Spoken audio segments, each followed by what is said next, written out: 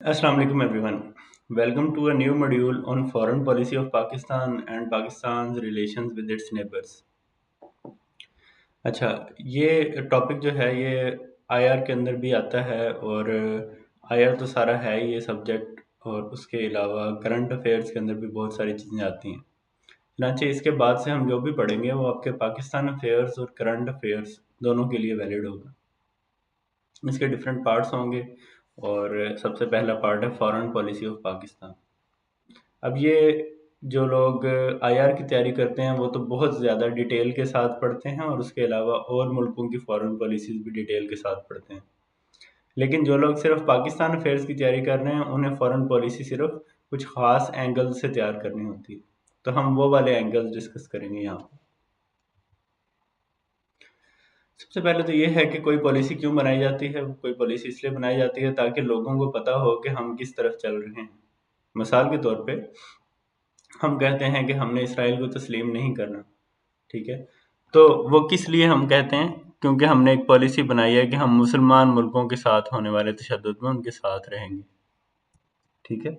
हमारी policy main ये थी और उसकी करोलरी क्या आई? उसकी करोलरी ये आई कि हमने इसराइल को तस्लीम नहीं करना।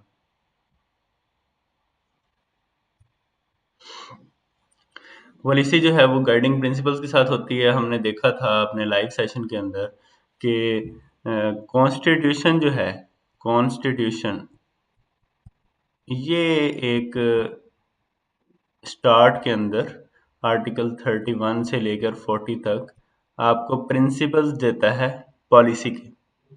उसके अलावा हमें कहाँ से पता चलते हैं? हमें अपने लीडर्स, ग्रेट लीडर से पता चलते हैं। मिसाल के तौर पे आपके लीडर हैं कायद आज़म, ठीक है। उन्होंने क्या सोच के पाकिस्तान बनाया था, उस तरह की पॉलिसीज बनाएंगे। तो कायद आज़म की कोटेशंस और कॉन्स्टिट्यूशन के आर्टिकल्स ये हमें हेल्प करते हैं पॉलिसी बनाने के अंदर। कायद-ए-आज़म ने 15 अगस्त 1947 को फरमाया था कि our objective should be peace. अमन हमारा ऑब्जेक्टिव होना चाहिए, ठीक है। Within and peace without, मुल्क के अंदर भी और मुल्क के बाहर भी, ठीक है। अगर कोई पीस को खराब करेगा तो हम रिटेलिएट करेंगे, अगर नहीं करेगा तो हमारे उसके साथ अच्छे रिलेशंस होंगे। We want to live peacefully, दोबारा इस चीज़ को एम्फसाइज किया, and maintain cordial and friendly relations with immediate neighbours. ये एक ऐसी ख्वाहिश थी कायद-ए-आज़म की जो पूरी ना हो सकी अभी तक, ठीक है। And with the world at large we have no aggressive designs. हमने अपनी पॉलिसी के अंदर कोई भी ऐसा पार्ट नहीं रखना, ऐसी चीज़ नहीं रखनी जिस पे शो हो कि हमारी मुल्क जो है वो किसी दूसरे मुल्क के खिलाफ एग्रेसिवली चल रहा है, उस पे हमला करने का सोच रहा है या उसको नुकसान पहुंचाने का सोच रहा है। We stand by the United Nations charter. अब यह क्या होता है, ये आपको खोल के पढ़ना पड़ेगा, ठीक है। And will gladly make our contribution to the peace and prosperity of the world, ठीक है। तो कायद आज़म के मेन जो तकरीर है उसके क्या निकात हैं? हम पीस चाहते हैं, ठीक है। दूसरा नुकता क्या है? हम इमीडिएट नेबर्स के साथ जो है वो रिलेशन अच्छे चाहते हैं। और तीसरा नुकता ये है कि हम यूएन चार्टर पे मिलेंगे, यूएन चार्टर के ऊपर अमल करेंगे। यूनाइटेड नेशंस बनते हुए जो सारी कौमों ने चार्टर बनाया था उसके अंदर करेंगे। बड़ी मज़ेदार सी वर्डिंग सी उसकी, we the peoples of the world, और इधर से शुरू होती थी और फिर कहते थे कि हम मिलजुल के क्या क्या करेंगे। तो कायद आज़म ने कहा कि यूएन जो भी अच्छा काम कर रही होगी हम सपोर्ट करेंगे उसे। उसके बाद जैसे मैंने बताया कॉन्स्टिट्यूशन से हमें लाइट मिलती है कि हमने कैसी पॉलिसीज़ बनानी है। तो article number 40 foreign policy principles के नाम से है और इसके अंदर उसने कहा है कॉन्स्टिट्यूशन बनाने वाले ने कि the state shall endeavour to preserve and strengthen fraternal relations among Muslim countries. पहली प्रायोरिटी क्या होनी चाहिए हमारी? मुस्लिम कंट्रीज के साथ अच्छे ताल्लुकात, ठीक है, मुस्लिम कंट्रीज के साथ, based on Islamic unity, support and common interests of the peoples of Asia, Africa and Latin America। उसके बाद दूसरा पार्ट क्या है? Common interest of people of different continents, ठीक है। Promote international peace and security, तीसरा ये हो गया। चौथा क्या है, foster goodwill and friendly relations among all nations, सारी कौमों के साथ, ठीक है। और उसके बाद क्या है, encourage the settlement of international disputes by peaceful means. ये गाइडिंग प्रिंसिपल थे। मज़े की बात यह है कि हमारे वतन के हालात जैसे भी हैं, लेकिन हमारे वतन की जो डिप्लोमेसी है उसके पॉइंट्स जो हैं वो काफ़ी अच्छे हैं यूनाइटेड नेशंस के अंदर। इसलिए हमने बड़े बड़े मसले हल करने में अपना रोल प्ले किया है।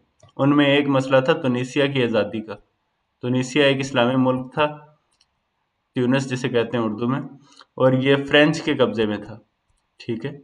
तो ट्यूनिस की आज़ादी जो थी वो जंग के ज़रिए नहीं हुई, वो यूएन के अंदर डिबेट के ज़रिए हुई थी। और जब डिबेट्स चल रही थी तो फ्रेंच जो ऑक्यूपायर थे उनके अगेंस्ट सबसे ज़्यादा जो सेन वॉइस थी, सबसे ज़्यादा जो रिसाउंडिंग वॉइस थी, वो किसकी थी? वो हमारे पाकिस्तान के डिप्लोमेटिक मिशन के हेड पतरस बुखारी की थी। ये पतरस बुखारी वही हैं जो जीसी यूनिवर्सिटी के प्रिंसिपल भी थे और एक उर्दू के मज़ार-नगार भी हैं। इनकी अंग्रेज़ी बड़ी ज़बरदस्त थी और ये अंग्रेज़ों के लहजे में बोलते थे। तो इसकी तकरीरें भी पड़ी हुई हैं यूनाइटेड नेशन में। जब ये मसला चल रहा था 1950s के अंदर, तो पतरस बुखारी की तकरीरें भी पढ़ने के काबिल हैं। दूसरा इसमें किरदार अदा किया था अल्लामा मोहम्मद असद ने, ठीक है, तुनीसिया की आज़ादी का अल्लामा मोहम्मद असद ने, ये भी डिप्लोमेटिक मिशन में थे। फिर कायद-ए-आज़म ने दोबारा से आइटरेट किया है कि our foreign policy is one of the friendliest, ठीक है, and goodwill towards all nations. हम किसी के साथ बुरा नहीं चाहते। We do not cherish aggressive design against any country. We believe in the honesty and fair play in national and international dealings and are prepared to make our utmost contribution to the promotion of peace and prosperity among the nations of the world. Pakistan will never be found lacking in extending its material and moral support to the oppressed, जो कि हम फ़लस्तीन के लोगों के साथ करते हैं, and suppressed people of the world, and in upholding principles of United Nations Charter, ठीक है। ये गाइडिंग प्रिंसिपल्स हैं, ये आपने एज सच फॉरेन पॉलिसी पे जब आपसे पूछा जाएगा, फ़र्ज़ करें कि पाकिस्तान की फॉरेन पॉलिसी के अंदर गलत चीज़ें क्या हैं, तो उसमें आप ये लिख सकते हैं कि ये चीज़ें तो हमने होनी चाहिए थी और वो नहीं हुई। अगर आपसे पूछते हैं पॉलिसी कैसी होनी चाहिए, फिर भी आप ये लिख सकते हैं, ठीक है। तो जगह जगह पे आप इसको कोट कर सकते हैं।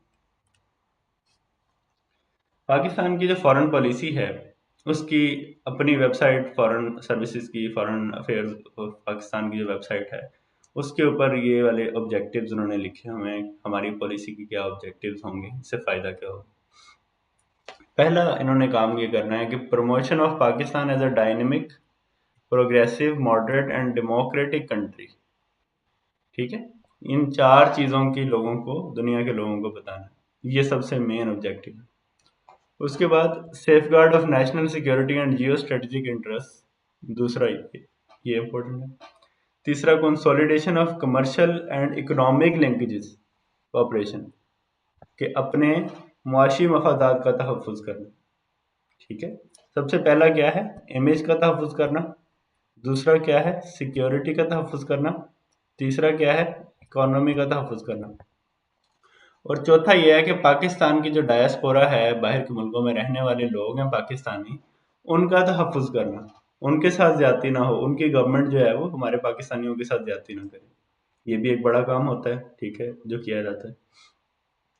फिर अपने रिसोर्सेज की ऑप्टिमल यूटिलाइजेशन करनी ताकि अच्छा ट्रेड हो सके। जो चीज़ें हमारे पास हैं उन्हें अच्छे तरीके से बेचना, और जो चीज़ें नहीं हैं वो उनसे जो है वो लेना, और एग्रीमेंट्स ऐसे हों जिसमें दोनों का फ़ायदा हो। फिर अगला रिपीट हो रहा है, उसके बाद developing friendly relations with all countries of the world, सारी दुनिया के मुल्कों के साथ, स्पेशली मेजर पावर्स, बड़ी बड़ी पावर्स, यूएस, रशिया, चाइना वगैरह, and immediate neighbours, India, Iran और अफगानिस्तान और China. Safeguarding national security including Kashmir, आगे वही चीज़ है, और ensuring optimal utilisation of natural resources, ये भी ऑलरेडी हो चुका है। यानी इसमें से 4-5 पॉइंट ही इंपॉर्टेंट हैं, बाकी रेपिटेशन है। तो ये हमारी फॉरेन पॉलिसी के जो हैं ऑब्जेक्टिव्स थे, ठीक है। अब नेक्स्ट पार्ट में हम देखेंगे कि हमारी फॉरेन पॉलिसी 9/11 के बाद कैसे शेप अप हुई और उसके हमें क्या फ़ायदे और क्या नुकसान हुए।